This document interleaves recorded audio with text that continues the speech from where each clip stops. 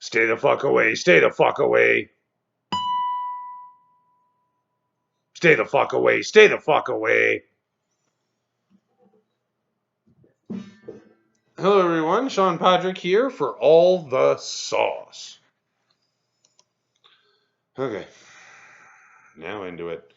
Today was greatly affected by the crash of a CAF helicopter, in which Nova Scotia lost 3 more people and 1 each lost from Quebec, Ontario, and BC. My virtual hugs and kisses go to all crew of the HMCS Fredericton and the families of the soldiers lost.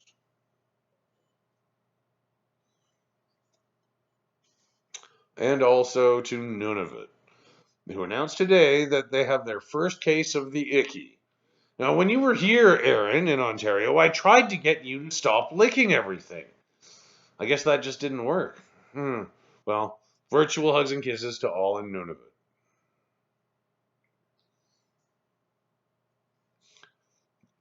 The Prime Minister's address was largely taken up by the CAF tragedy, but something else came up in the question that seems to be the new plague of question period. Now, because debt is mounting, people are simultaneously demanding more relief and complaining about the accumulating debt. The journalists have found the only way to make this more ridiculous. Sure, we'll support everyone, and it won't cost a penny. Is that what you want to hear from the government? If so, please hold your breath until Justin says that. The multi-minister's address was quite interesting. Deputy Prime Minister Chrystia Freeland once again said something fantastic. I quote, "I would just like people to step back a little bit and also see the magnitude of what has been put in place with, I would say, all levels of government." Now, this was in reference to the commercial rent subsidy, which, from what I understand about it, landlords would be insane not to take. They can either get 3/4 of their rent for the next few months, or no rent at all, since nobody is trying to find a space to open up shop right now. Then, when the icky is passed, any landlord who didn't participate has been not only out of rent for several months, but they will find themselves in a renter's market, as every other landlord who wasn't smart enough to take this deal will be continuously lowering their rent just to get someone in the door. And then what happens if another wave hits? Now, people are complaining that the landlord has to agree and apply for this deal, which is apparently a problem. Well, no, it isn't for any landlord that can see past the end of their nose.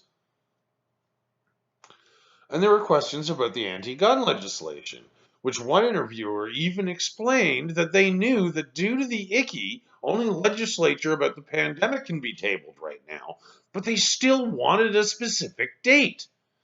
Clearly, someone's a big PM Dawn fan because reality used to be a friend of theirs. On that note, I want to talk about something that I saw last night on Power and Politics, which relates well to what I've already said. Vashi Kapelos interviewed Minister Singh, the leader of the NDP, and it was very sad. In more than 9 minutes of the interview, aside from condemning racism, he kept saying the same 3 things. The liberal approach is callous and excluding people. Students get less than the CERB, and Loblaws owes $400 million due to a legal tax haven.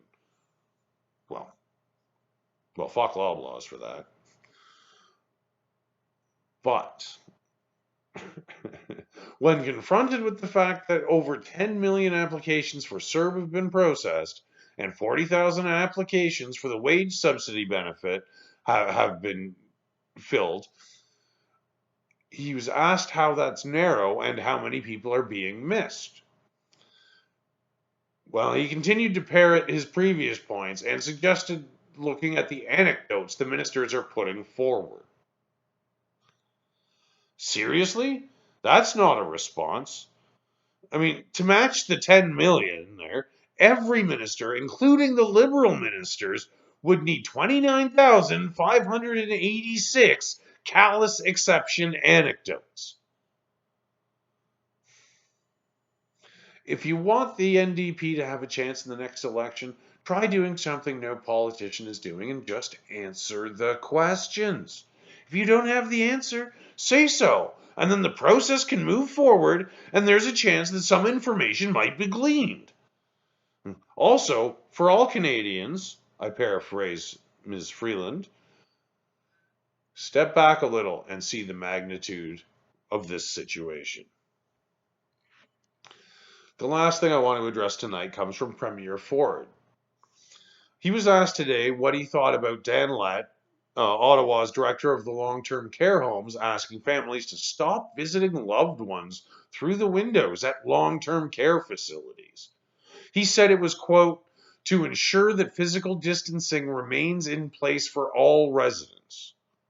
Now, I know the icky is affecting us all, but to take even that tiny bit of human contact away is incomprehensible. The Canadian press reported shortly after 9 o'clock this morning that Ottawa Mayor Jim Watson had told Lett to reverse the decision. Well, neither the journalist nor Ford seemed aware of that at the time, but not only did our premier say that this was ridiculous, he also straight up told people to go do it anyway. Good on you, Doug.